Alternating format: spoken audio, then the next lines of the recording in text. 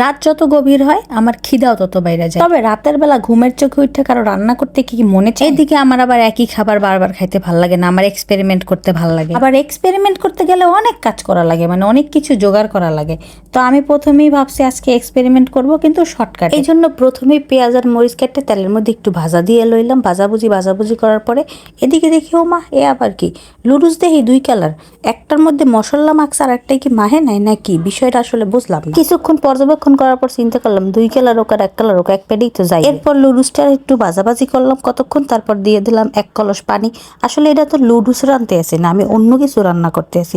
হেফেনে পানিটা একটু বেশি দেওয়া। এরপর পানিটা একটু উতলাই নিতে হবে, যেমন প্রথম রিলেশনে পোলাগো ভালোবাসা উতলাই। এরপর দিয়ে দিলাম 2টা ম্যাজিক মশলা, তারপর একটুখানি কালা কালা সয়া সস, সাথে ছিল লুডুসের যে মশলা ছিল ওইটাও দিয়ে দিছি। এরপর দিব একটু স্যুপ।